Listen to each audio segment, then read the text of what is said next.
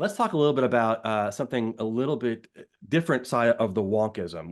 I think we've covered some of your perspectives on the system level things, and I think those are extremely important. And there are tough conversations, as you say, in some cases we're not even really willing and ready to have.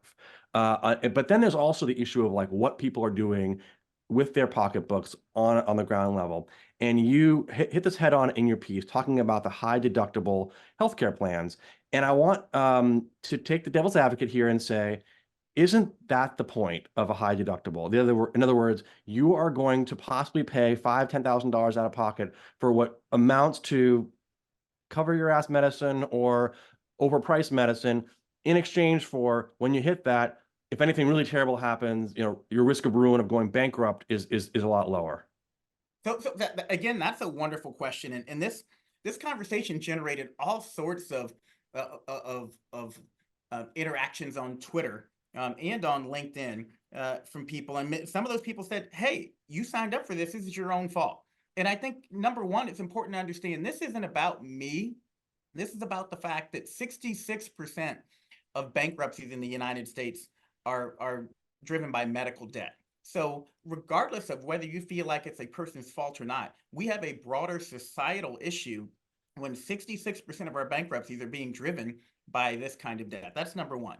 Number two, as I mentioned to you earlier about the Affordable Care Act, we're now in a place where 60%, almost 60% of people with employer provided health insurance, the good insurance, are forced on high deductible health plans. It's not that they made a choice.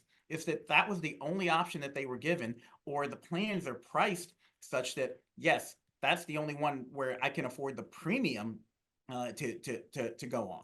And so it's not like people out there are making the choice that I want this high deductible health plan. They're being pushed in that direction. The final point I'd make about the high deductible health plan, and this is an important one that I make in the article. The whole premise of the high deductible health plan was also to include health savings accounts, where you contribute to these health savings accounts on a monthly basis, and you've got something in the kitty in case you have an emergency. But I had, as I call it in the article, a January surprise. Had this happened to me in December, I would have had my HSA full, and it wouldn't have been a big deal. I would have used my money from my HSA, paid this off, and been fine. We don't even have time to go down this road, but many people said I'm stupid for that, because most people who actually can afford to max out their HSA use it as an investment tool and never actually take a dime from their HSA. But that's another example of hey, you put something in place with good intentions and it goes in directions that you would never think.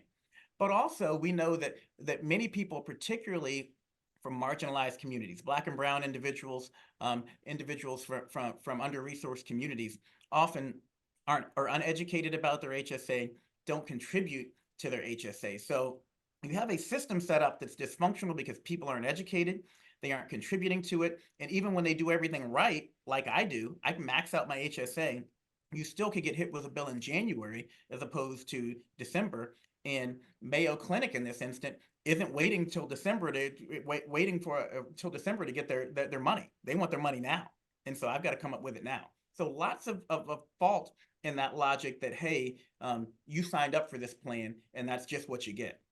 Right, but I think most people, when they're, as you say, they either don't have options, or they haven't been really, they're not really fully educated about what their plan says and doesn't say. And the last one is that most people are not really good actuaries. They don't really think, oh, I'm going to need this. Nope, And nobody thinks that they're going to need emergency medical care. Heck, I mean, I didn't think that I was going to pass out at a medical meeting after. And this is the whole point of Affordable Care Act, is to say, look, people who think they're invincible aren't, Yep. and let's get them in the payer pool and make this system more sustainable. The problem is that the prices have gone, up and up and up, and the question is, what are we getting for that? Dr. Adams, does it bother you that in an election year, this is just off the radar? No one's talking about this on the campaign trail. You don't hear Biden or Trump talking about this on the campaign trail. You don't hear people running for Congress talking about this on the campaign trail, but it is 66% of bankruptcies. It's literally just just obliterating our country's future in terms of putting people in medical debt. Dr. Adams, any final thoughts on what you kind of learned from this whole experience? Well, again, I raise this because I want people really to understand that this is hitting all of us, and it is not sustainable. And in the article, we highlight the need for increased transparency in pricing. We didn't even talk about the billing dispute back and forth that I Yep. had. I, as a Surgeon General, have been actively engaging with Mayo Clinic over my bill and have gotten nowhere. And I don't say that again to try to advocate for myself here, but to say that if I can't get any traction, the average citizen has zero chance of of of of winning a dispute over a bill where I'm being charged 10, 11 times market rate. We need to make sure we're really advocating for consumer protections for folks and supporting efforts to address surprise medical bills, such as the No Surprises Act. It's you all, I think, covered in MedPage that there are real challenges in terms of implementing that at a federal level. But we also need to look at state policies to help people avoid surprise medical bills, not just for out of network, but again, from January surprises and all sorts of different ways that people run into surprise medical bills. We need to make sure we've got collaboration between providers and insurers. This frustrated me, the fact that um, many people perceived my complaints as being against physicians.